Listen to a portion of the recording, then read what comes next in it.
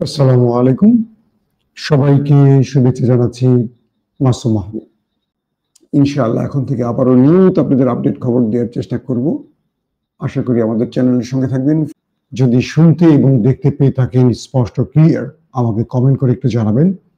আজকে আপনাদের জন্য বেশ কিছু ব্রেকিং খবর রয়েছে।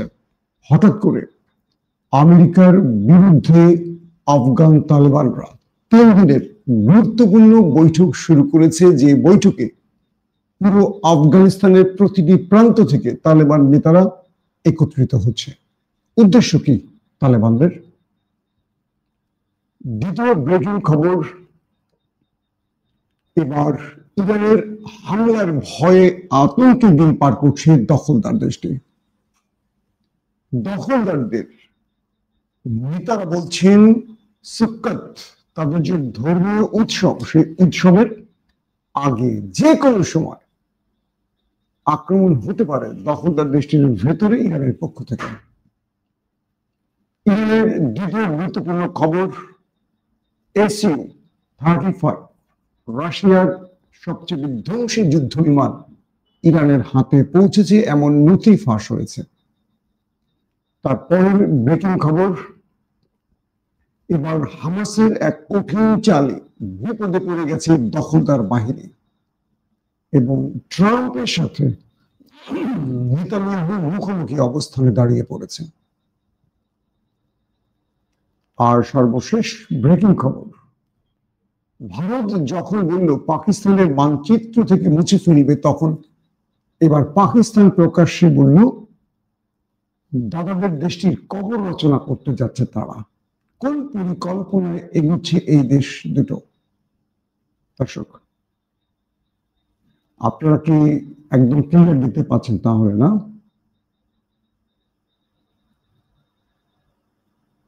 আমাকে কেউ একজন ক্লিয়ার করেন। সাউন্ডের সমস্যা হচ্ছে কি?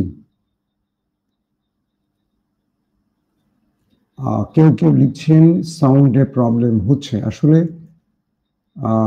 কি বলবো,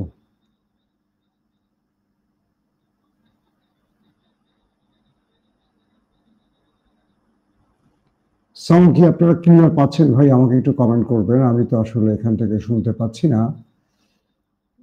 মাইক্রোফোন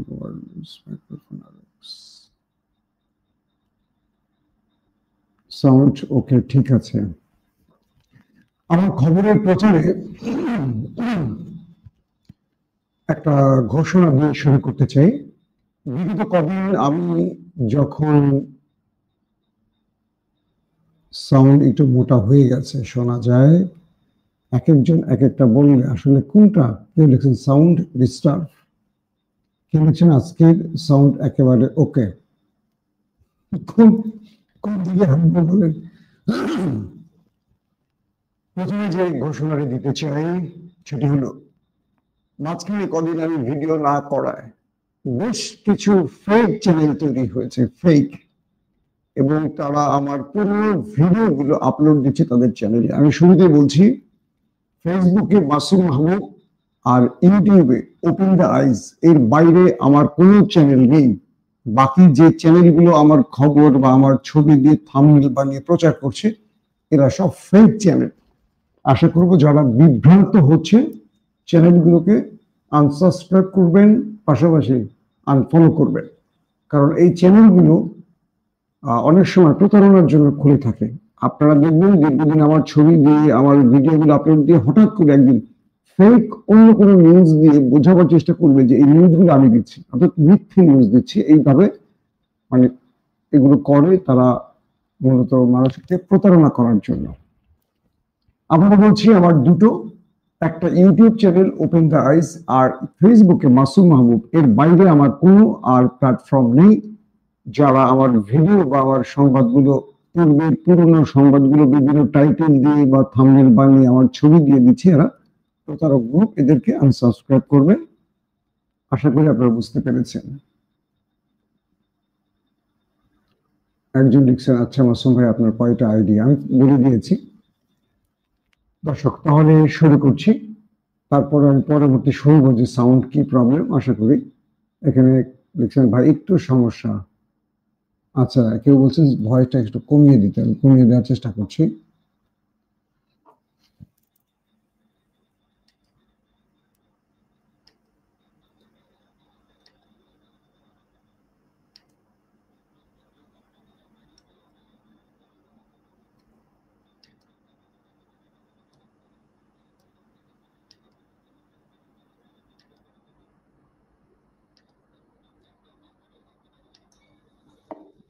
আপনারা কি এখন শুনতে পাচ্ছেন ক্লিয়ার? দর্শক, আমার হাতে যে খবরগুলো রয়েছে আমি আপনাদের এখন দেওয়ার চেষ্টা করছি। অনেকদিন পরে লাইভে এসছি, তাই কিছু টেকনিক্যাল প্রবলেম হচ্ছে হয়তোবা। আশা করি আপনারা ক্ষমা সুন্দর দৃষ্টিতে দেখবেন।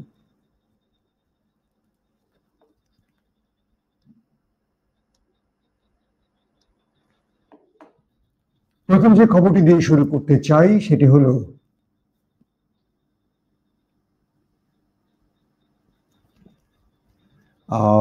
আফগানিস্তানের খবরটি দিয়ে শুরু করি। আফগানিস্তানের সর্বোচ্চ নেতা আখুনজাদা, তিনি পুরো আফগান তালেবানদের, পুরো দেশের তার শীর্ষ নেতাদের তলব করেছেন কাবুলে। যারা সীমান্ত অঞ্চলে আছেন বা যে প্রান্তে আছেন নেতারা সকলকে ডেকেছেন এবং এই আহ্বানটি 3 দিনের জন্য, অর্থাৎ সকল তালেবান নেতাকে 3 দিনের জন্য ডাকা হয়েছে। কারণ মার্কিন প্রেসিডেন্ট ডোনাল্ড ট্রাম্প আফগানের বাগরাম বিমান ঘাঁটিটি দখলে নেয়ার পরিকল্পনা খেলছেন এবং কিভাবে আমেরিকার হাত থেকে আফগানকে রক্ষা করা যায়, বাগরাম বিমান ঘাঁটি রক্ষা করা যায়, এই ব্যাপারে সকল শীর্ষ আফগান তালেবান নেতাদের তলব করা হয়েছে এবং এই শীর্ষ নেতাদের বৈঠকের মাধ্যমে সিদ্ধান্ত নেওয়া হবে আফগান তালেবানরা কি করবে। চীন কিংবা রাশিয়ার হাত ধরে আফগানের কাছে একটা গুরুত্বপূর্ণ ইন্টেলিজেন্স তথ্য এসছে, গোয়েন্দা তথ্য এসছে, আমেরিকা যে কোনো সময় আফগানে আক্রমণ করতে পারে কিংবা বাগরাম বিমান ঘাঁটি দখলে নিতে পারে। আর সে হিসেবে তারা মার্কিন বাহিনীর বিরুদ্ধে কি করবে, কোন পূর্বের মতো কোন লড়াইতে অবতীর্ণ হবে, আলোচনায় অবতীর্ণ হবে, নাকি কোনো কূটনৈতিক চেষ্টা চালাবে, এই সিদ্ধান্তগুলো তারা নেবে এই বৈঠকের মাধ্যমে। তবে কয়েকটি পক্ষ থেকে বলা হয়েছে যে আফগানরা আবারও বিশ্ব মোড়লদের বিরুদ্ধে বা দখলদারদের বিরুদ্ধে যুদ্ধের প্রস্তুতি নিচ্ছে এবং তাদেরকে নীরবে নেপথ্যে চীন রাশিয়া সহযোগিতা করছে এবং বলা যাচ্ছে যে শিগগিরই একটা বড় রকম কিছু ঘটতে যাচ্ছে আফগানে। দ্বিতীয় গুরুত্বপূর্ণ খবরটি হলো ইরানের আর রাশিয়ার মধ্যে সামরিক অস্ত্র কেনা বেচার একটি নথি প্রকাশ হয়েছে গোপনে।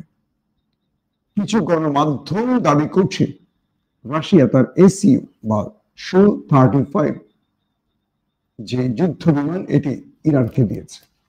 তো সেই নথিতে প্রকাশিত হয়েছে যে রাশিয়া ইলেকট্রনিক্স ওয়ারফেয়ার, মানে এই যুদ্ধ বিমানকে চালাবার জন্য যে কন্ট্রোল টাওয়ার কিংবা এই যুদ্ধ বিমানের জন্য যে রাডার সিস্টেম কিংবা ইলেকট্রনিক্স ওয়ারফেয়ার প্রয়োজন, এগুলো ইরান ক্রয় করেছে রাশিয়ার কাছ থেকে। এবং এই যুদ্ধ বিমানটি খুবই ভয়াবহ ধ্বংসলীলা চালাতে পারে। মার্কিন যেমন 35 রয়েছে, রাশিয়ার Su-35 এটাকে একটাকে বিট করার সক্ষমতা রয়েছে। সেই নথিতে বলা হয়েছে যে 45টির মতো রাশিয়ান এসইউ বা Su-35 ইরানের কাছে বিক্রি করেছে রাশিয়া। পাশাপাশি মার্কিন গোয়েন্দাদের কাছেও এমন কিছু তথ্য এসছে, এমনটিও দাবি করা হচ্ছে। এখন বিষয়টি হলো যে ইরান এবং দখলদারদের মধ্যে যে যুদ্ধটা হয়েছিল, সেই যুদ্ধের পর প্রকাশ্যে আমরা দেখলাম যে ইরান একটার পর একটা ভয়াবহ বিমান কিংবা আধুনিক ইলেকট্রনিক্স ওয়ারফেয়ার কেনার দিকে নজর রাখছে। এর মধ্যে লিবারম্যান দখলদার দেশটির একজন বিরোধী নেতা, ইসরায়েলের লিবারম্যান, তিনি দাবি করেছেন যে ইরান দখলদার দেশটির মধ্যে একটি ধর্মীয় উৎসব হয় সুক্কত। এই সুক্কত ধর্মীয় উৎসবের মধ্যে বা আগেই ইরান দখলদার দেশটিতে একটা ভয়াবহ আক্রমণ করতে পারে, এবং এরকম তথ্য দিয়ে তিনি বলেছেন, লাইবারম্যান ইসরায়েলি নেতা, যে প্রতিটি মানুষের উচিত এই মুহূর্তে বাংকারে যাওয়ার প্রস্তুতি নেওয়া। অর্থাৎ দখলদার দেশের মধ্যে আক্রমণ হলেই স্বাভাবিকভাবে সবাই বাংকারে আশ্রয় নেয়। তিনি বলছেন তার কাছে তথ্য রয়েছে, ইরান প্রস্তুতি নিয়ে রেখেছে বা সম্পূর্ণ করেছে প্রস্তুতি, যে কোনো সময় দখলদার দেশে আক্রমণ করতে পারে। আর এই আক্রমণের জন্য ইরান তার সকল প্রস্তুতি সম্পন্ন করেছে। ইরানের হাতে রয়েছে রাশিয়ান এক্সক্লুসিভ যুদ্ধ বিমান এবং বিভিন্ন ভ্যারাইটিস বা ভেরিয়েন্টের নিউক্লিয়ার মিসাইল, তার দাবি, লাইবারম্যানের দাবি। এবং তিনি বলছেন ইরান চীনের কাছ থেকে আকাশ প্রতিরক্ষা সিস্টেম প্লাস যুদ্ধ বিমান সংগ্রহ করেছে। গোপনে ইরানকে পাকিস্তান এবং তুরস্ক আরো কিছু দিয়ে থাকতে পারে এমন আশঙ্কার কথাও উল্লেখ করা হয়েছে। এবং তিনি বলছেন যে ইরান এবং দখলদারদের মধ্যে যে 12 দিনের যুদ্ধ হয়েছে, তারপর ইরান এই সময়টিতে তার যত রকম দুর্বল জায়গাগুলো রয়েছে এই জায়গাগুলোকে মানে পূর্ণ করে ফেলেছে, অর্থাৎ সকল দুর্বলতাকে কাটিয়ে পারফেক্টলি দখলদারদের বিরুদ্ধে যুদ্ধের জন্য ইরান এখন প্রস্তুত, সম্পূর্ণ প্রস্তুত। তাই তিনি বলছেন তার দেশবাসীকে যে আপনারা প্রস্তুতি নিয়ে রাখেন, যে কোনো সময় ইরান আক্রমণ করবে দখলদার দেশে, আর আপনাদের বাংকারে যেতে হবে। তবে লাইবারম্যানের এই দাবিকে প্রত্যাখ্যান করেছে নেতানিয়াহু সরকার। তিনি বলছেন, বা বর্তমান সরকার বলছেন, লাইবারম্যান জাতির সাথে প্রতারণা করছেন, তাদের কাছে ইরান যে আক্রমণ করবে এমন কোন তথ্য তাদের কাছে নেই। এখন কোনটা সত্য, বর্তমান মানে সরকারের বক্তব্য নাকি লাইবারম্যানের বক্তব্য বিরোধী নেতা, এটি হয়তো সময়ের আলোকে আমরা বুঝতে পারবো। আরেকজন লিখছেন, ডিবিসি চ্যানেল নামক একটি চ্যানেলে আপনার খবর দেখানো হচ্ছে। ভাই, এই সবগুলো চ্যানেল ফেক চ্যানেল, এগুলো এদের বিভিন্ন মানুষের নিউজ চুরি করে করে এদের চ্যানেলগুলো চালায়। এদের কোনো মানে চোরদের চ্যানেল যেটাকে বলে, আমি আইনত ব্যবস্থা নেওয়ার চেষ্টা করছি, আমি স্ট্রাইকে যাবো এদের। আমি তাদেরকে বলছি যারা ভিডিও আমার ছবি দিয়ে থাম্বনেল বানিয়ে আমার পুরো ভিডিও চুরি করছেন বা আমার দর্শকদেরকে প্রতারণা করছেন, বিব্রত করছে, তাদের বিরুদ্ধে আমি আজকে রাত থেকে বেশ কিছু চ্যানেল ইতিমধ্যে স্ট্রাইক দিয়েছি। বাকি চ্যানেলগুলোকে আমি স্ট্রাইকে ফেলবো যদি আপনারা এই প্রতারণাকে অব্যাহত রাখেন। আবারও বলছি, আপনারা তথ্য দিতে পারেন, সংবাদ দিতে পারেন, আমি কাউকে স্ট্রাইক দিতে চাই না, কিন্তু আমার চ্যানেলের বাইরে আমার ছবি দিয়ে থাম্বনেল দেবেন কেন, বা আমার পুরো ভিডিওটা আপলোড দিলে আমার দর্শক তো বুঝতে পারে না। অনেক দর্শকই বলছেন যে ভাই আপনার কয়টা চ্যানেল, এগুলো সব ফেক চ্যানেল। আমার নির্ধারিত চ্যানেল হলো, আমি এখন যে চ্যানেলের কথা বলছি, ওপেন দ্য আইস এবং মাসুম মাহমুদ ফেসবুক পেজ, ইউটিউবে এবং ফেসবুকে, এর বাইরে আর কোনো চ্যানেল নেই। ক্লিয়ার থাকবেন আপনারা দর্শক। তারপরের যে গুরুত্বপূর্ণ খবর সেটা হলো পাকিস্তানের বিরুদ্ধে আমরা দেখলাম গত 48 ঘন্টায় কয়েক দফা হুঁশিয়ারি দিয়েছে ভারত। কখনো ভারতের সেনা প্রধান, কখনো এয়ার চিফ, কখনো নেভাল চিফ, একের পর। সাম্প্রতিক সময় নেভাল চিফ বলেছেন তারা ভারতের সিন্ধু এবং করাচি দখল করবেন, এবং এখানে যে প্রাকৃতিক সম্পদ, গ্যাস, তেল বা আরো যে সম্পদের তারা জানছেন যে পাকিস্তানের এই অঞ্চলগুলো প্রাকৃতিক গ্যাস বিভিন্ন সম্পদ রয়েছে, এগুলো তারা তাদের দখলে নেবেন। এটা কি বলছে ভারতের নেভাল চিফ। এবং গতকালকেও ভারতের সেনা প্রধান বা তার আগেও একাধিকবার তারা বলছে যে পাকিস্তানকে পৃথিবীর মানচিত্র থেকে তারা মুছে ফেলবে, পাকিস্তান একটি সন্ত্রাসী রাষ্ট্র সে হিসেবে। তো এবার পাকিস্তানের প্রতিরক্ষা মন্ত্রী খাজা আসিফ স্পষ্ট করে বলেছেন, যারা পাকিস্তানকে হুমকি দিচ্ছে তাদের জন্য আমাদের নতুন বার্তা, আমরা তাদের বিরুদ্ধে 6-0 বিজয় পেয়েছি। বুঝতে পেরেছেন 6-0 কি? অর্থাৎ অপারেশন সিঁদুর এবং অপারেশন বুনিয়ানুল মারসুসে যে লড়াইটা হলো পাক ভারতের, সেখানে ভারতের 6টি যুদ্ধ বিমানকে ভূপাতিত করেছিল পাকিস্তান, আর বিমান পাকিস্তানের কিচ্ছু করতে পারেনি, সেজন্য 0। আর তাদের 6টি যুদ্ধ বিমান ধ্বংসের জন্য প্রতিরক্ষা মন্ত্রী খাজা আসিফ বলছেন 6-0 ম্যাচে, মানে যেটাকে আমরা বলি সিরিজ, T20 বলি, ওয়ানডে বলি, সেই ম্যাচে পাকিস্তান বিজয়ী। তিনি বলছেন যে 6-0 পাকিস্তান ভারতের বিরুদ্ধে বিজয়ী। তো সঙ্গে সঙ্গে তিনি এটাই বলছেন, যারা পাকিস্তানকে মানচিত্র থেকে মুছে ফেলতে চায় তাদেরকে বলছি, আমরা তাদের যে যুদ্ধ বিমানকে ধ্বংস করেছি যে মাটিতে, সেই মাটির নিচে তাদেরকে আমরা কবর রচিত করব, পুঁতে ফেলবো। কে বলছে? পাকিস্তানের প্রতিরক্ষা মন্ত্রী খাজা আসিফ। অর্থাৎ একে অপরকে তারা হুমকি দিয়ে যাচ্ছে। ভারত কিন্তু পাকিস্তানের বিরুদ্ধে যুদ্ধের একটা প্রস্তুতি নিচ্ছে বিগত, অর্থাৎ 10 মিনিট পর থেকে তারা অনেকগুলো মহড়া চালিয়েছে, এবং প্রত্যেকটি মহড়া তারা পাকিস্তান সীমান্তের কাছাকাছি চালিয়েছে, এবং তারা ড্রোন পাক সীমান্তের মধ্যে ঢুকিয়েছে, অর্থাৎ গোয়েন্দা ড্রোন, কোনো বিস্ফোরক ড্রোন নয়। তো এই মুহূর্তে যে বিষয়টি, আবারও বলছেন ক্লিয়ার সাউন্ড পাচ্ছেন না, আমি জানি না, আসলে লাইভ সম্প্রচারের ক্ষেত্রে আসলে সাউন্ডে প্রবলেম হয়, কারণ এটার ইন্টারনেট ফ্রিকোয়েন্সির উপর ডিপেন্ড করে অনেক কিছু।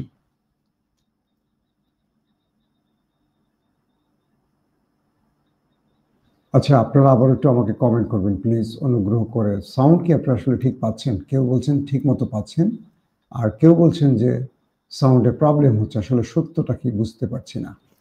তো এখন বিষয় হলো যে পাকিস্তান বলছে যে যারা পাকিস্তানকে মানচিত্র থেকে মুছে ফেলতে চায়, আমরা তাদেরকে আমাদের মাটিতে কবর দেব, এবং তাদেরকে বলছেন হুঁশিয়ারি করে যে আপনারা আমাদের ভূমিতে আক্রমণের চিন্তা করবেন না।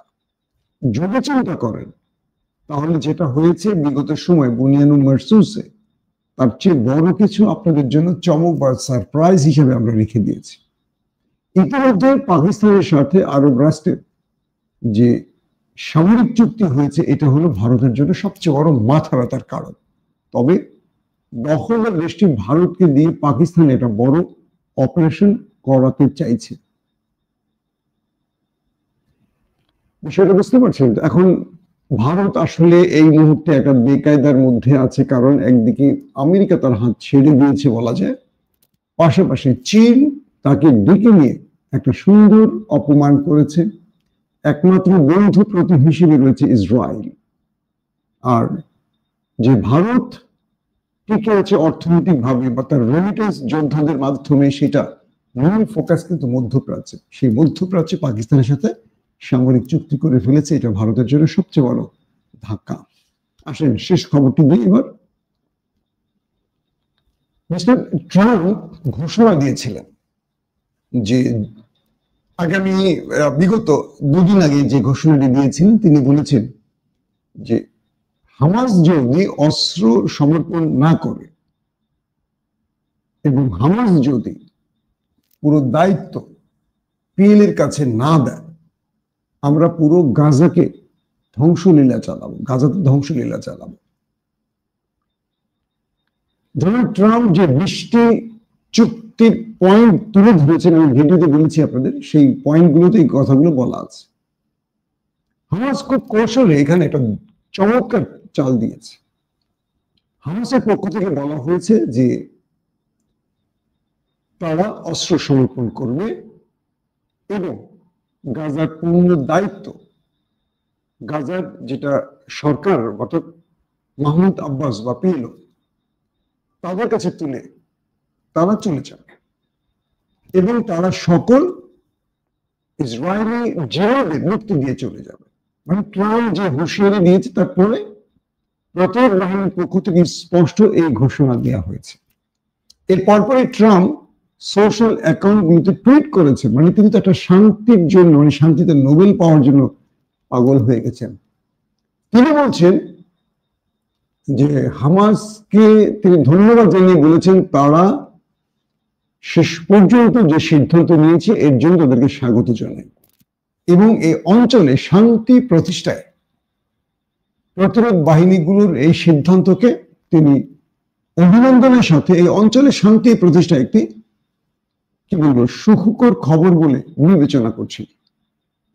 যখন ট্রাম্প এই তথ্যটি মানে সোশ্যাল অ্যাকাউন্টে প্রচার করেছেন তখন নেতানিয়াহুর মাথা নষ্ট হয়ে গেছে। নেতানিয়াহু বলছে, মিস্টার ট্রাম্প, তুমি কি আমাকে জিজ্ঞেস করে এই টুইট করেছো বা তুমি যে বলছো যে কথাগুলো এগুলো কি আমাদের সিদ্ধান্ত নিয়েছো? আর ট্রাম্প বলছে, তোমাকে সিদ্ধান্তের জন্য আমি ডাকিনি, আমি বলছি যুদ্ধ বন্ধ করতে হবে।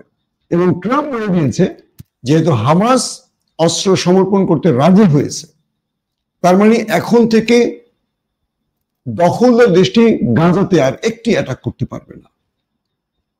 অর্থাৎ হামাস কৌশলে বলটি দখলদারদের কোর্টে ছেড়ে দিল এবং বিশ্বকে বোঝালো, দেখো আসলে নেতানিয়াহু কি করে।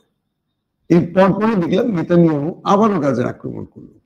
অর্থাৎ ট্রাম্প দেশটির সময় অনুযায়ী সন্ধ্যা 6টার মধ্যে তার আলটিমেটাম দিয়েছিল প্রতিরোধ বাহিনীকে, আর প্রতিরোধ বাহিনী সেই আলটিমেটামের আগেই ট্রাম্পের প্রস্তাবকে অ্যাকসেপ্ট করে নিয়েছে। কিন্তু নেতানিয়াহু থামেনি, অ্যাটাক করেছে। এরপর হতেও পাল্টা অ্যাটাক করেছে।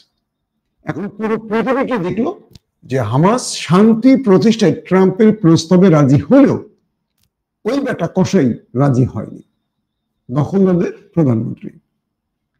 এখন পুরো পৃথিবী বলছে, দেখো এবার ট্রাম্পের উপর চাপ তৈরি হচ্ছে, দেখো তোমার বন্ধু কি করছে, তুমি বলছো আমি রাজি হয়েছি, মানে প্রতিরোধ বাহিনী বলছে, তাহলে আমার দেশে আবার নতুন করে হামলা করে এতগুলো মানুষকে মারলো কেন দখলদাররা? এখন তো ট্রাম্প বেচারা আটকে গেছে, কি করবে? এখন ট্রাম্প বেচারা নেতানিয়াহুকে বলছে, তোমাকে আমি বলছি যুদ্ধ বন্ধ করতে এবং আমি তাদেরকে বলছি জিম্মি মুক্তি দেয়, তারা সব শর্ত মেনে নেওয়ার পর তুমি কি করে আক্রমণ করছো? তিনজন গেছে এখন মুখোমুখি অবস্থানে দাঁড়িয়ে, অর্থাৎ নেতানিয়াহু ভার্সেস ট্রাম্প। এখানে মূলত খেলাটা খেলছে প্রতিরোধ বাহিনী ভিন্ন স্টাইলে। তারা অস্ত্র সমর্পণ করবে না, তারা পৃথিবীকে দেখালো যে আমরা রাজি হলেও ওরাও আমাদের উপর আগ্রাসন চালাবে, দখলদারিত্ব চালাবে, ওরা বন্ধ করবে না, এটা ওদের চরিত্র। এবং পৃথিবীর থেকে যে 500 ত্রাণ কর্মীরা গাজাতে আসতে গিয়ে দখলদারদের বাধার মুখে পড়েছে ভূমধ্য সাগরে, সেই চিত্রগুলো পৃথিবীর প্রতিটি মানুষ দেখেছে এবং এক বাক্যে পুরো পৃথিবীর নাগরিকদের ভালোবাসার জায়গাটা তৈরি করে ফেলেছে প্রতিরোধ বাহিনী। আর সেখানে শত্রু হিসেবে, আগ্রাসী হিসেবে চিহ্নিত হয়ে গেছে দখলদার বাহিনী। এটা ক্লিয়ার, এখন আর কিচ্ছু করার নেই। এখন স্বাধীন ফিলিস্তিন ছাড়া আর কোনো পথ খোলা নেই। এখন আপনাদের প্রশ্ন হতে পারে, তাহলে কি দখলদার বিরুদ্ধে তারা অস্ত্র সমর্পণ করে তারা আত্মসমর্পণ করলো? না, তারা হয়তো দেখাবে দৃশ্যপটে কিছু, কিন্তু ভেতরে তারা এই মুহূর্তে এই অঞ্চলে দখলদারদের হাত থেকে অঞ্চলকে রক্ষায় এই কাজটি করেছে। মূলত দখলদারদের কসাই বাহিনীর টার্গেট হলো পুরো গাজা, পশ্চিম তীর, ওয়েস্ট ব্যাংক বা গাজাকে পূর্ণভাবে তারা দখল নিতে এখন কাজ করছে। সেজন্য তারা এখন মানে ভয়াবহ জেনোসাইড চালাচ্ছে। এখান থেকে পৃথিবীর দৃষ্টিভঙ্গিকে এবং দখলদারদেরকে লেজ গুটিয়ে সরাতে এই খেলাটি খেলেছে। হামাস যদি এই অঞ্চলে অস্ত্র সমর্পণ করে, সেক্ষেত্রে দখলদারদের আইডিএফ এই অঞ্চলে থাকতে পারবে না, তাদেরকে চলে যেতে হবে। তো এটি তারা চাইছে। ধরেন তাদের 2000 লোক মাননীয় কিছু অস্ত্র সমর্পণ করবে এবং আন্তর্জাতিক কমিটির কাছে, কিন্তু দেখা যাবে এই কাজটিতে দখলদার আবারও বাগড়া দেবে এবং এতে করে হামাস বা প্রতিরোধ বাহিনী আবারও অ্যাক্টিভ হবে। সবকিছু মিলে হামাসের চেষ্টাটি ছিল পৃথিবীকে দেখানো যে আসলে কারা দখলদারিত্ব চালাচ্ছে, কারা সন্ত্রাসী, তোমরা দেখো। এবং সেটি ট্রাম্পের মাধ্যমে দেখিয়ে দিয়েছে। এখন ট্রাম্প বেচারা পড়ছে মাইন্ড কাচি পায়। তিনি যখন হামাসকে রাজি করালেন, কিন্তু নেতানিয়াহু এখন আর রাজি না, কারণ নেতানিয়াহু তো আসলে শান্তি চায় না, তিনি চান যুদ্ধ। কারণ এই অঞ্চল তিনি দখল করে গ্রেটার ইসরায়েল তৈরি করবেন।